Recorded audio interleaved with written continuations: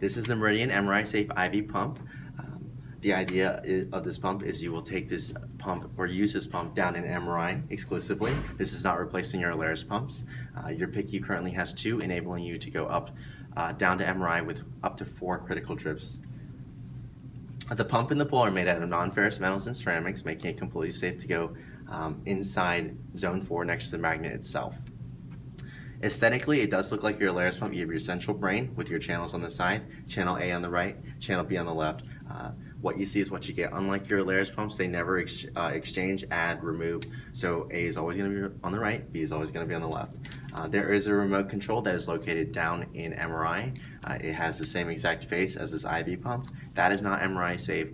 That is used to wirelessly control the functionality of the pump by pressing the buttons. So things like titrating, increasing your rate, decreasing your rate, bolusing, alarm silencing, you can do from that remote control. So going over the tubing options, this is the syringe tubing that will come out of the package. So going over the components, we have our flow tube located at the top. Put this down. Flow tube located at the top. Our vent cap like you have on your Alaris tubing. Next, we have the most important part. This is the flow preventer. This is the portion of the tubing that is installed inside the IV pump and used to control the flow rate of the medication. So coming out of the package, the flow preventer is open. You can tell the clear plastic piece has both ends of the black plastic piece sticking out. That's when we're open. And then the rest is just microbore tubing. It takes 4 cc's to prime this in its entirety. So we're going to prepare our medication. Take the sterile cap off. Put the syringe onto the syringe, or I'm sorry, on the tubing. Get rid of those bubbles, and then go ahead and prime it like you would your Medline tubing. Okay.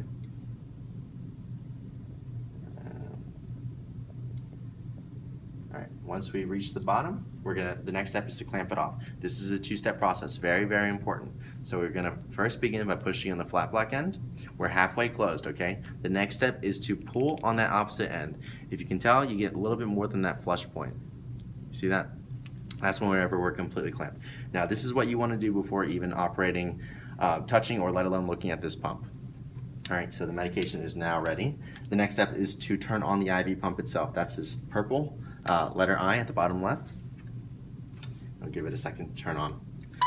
There's this reference sheet that lives on the IV pole itself that you can always use to refer to in the case that you forget how to use this pump.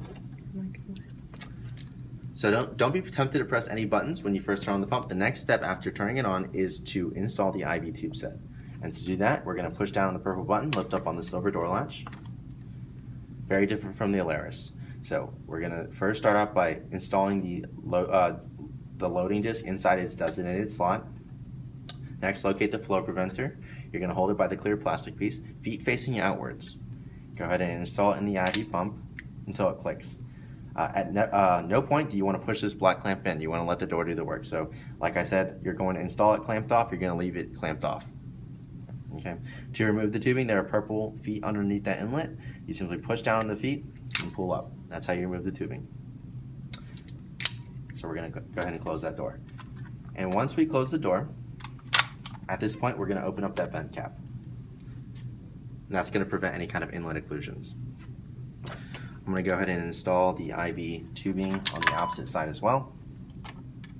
So like I said, loading disc inside the loading disc slot, flow preventer with feet facing outwards, clamped inside the purple inlet. Feed the tubing through the pump, open up that vent cap. All right. So now it's time to program the pump. Our first option is new patient rate mode. This is similar to your Alaris basic infusion mode. So if we select that, this is your basic infusion mode. We simply select a custom dose, and after every numerical input, we'll want to press enter.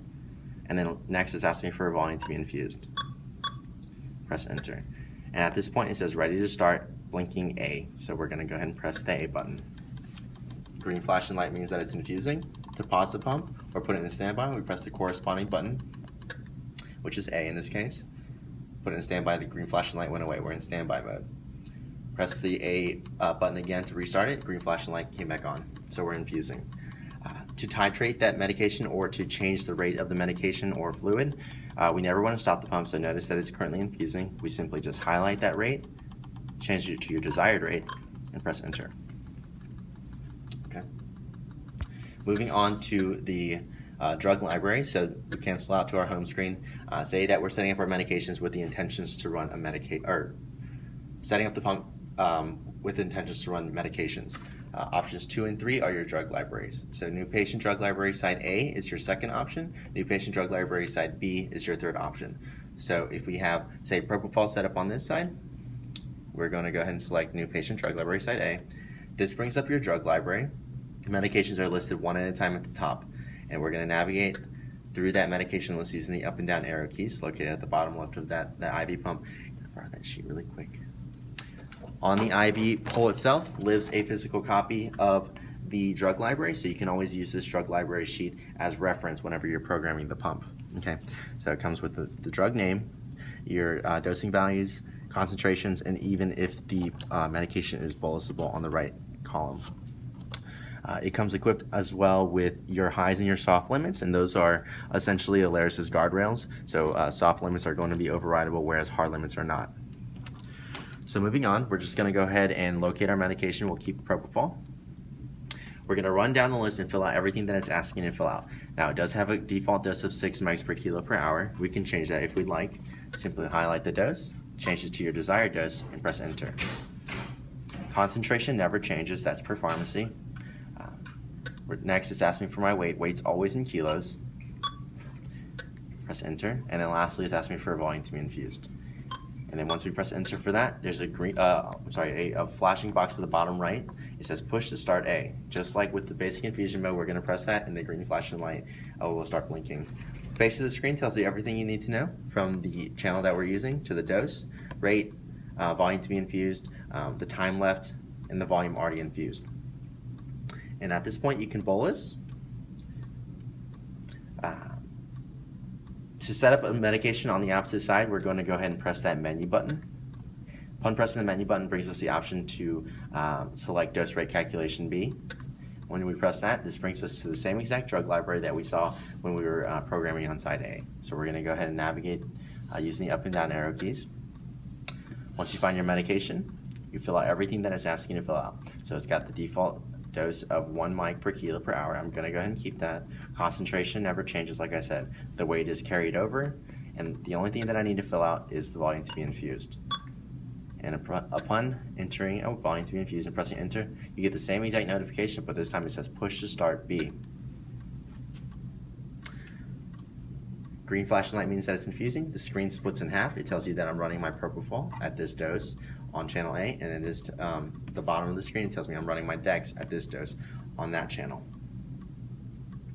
Right. To access the bolus on this split screen, you'll notice that the bolus button went away. We simply press that menu button, and we can access the boluses through this screen.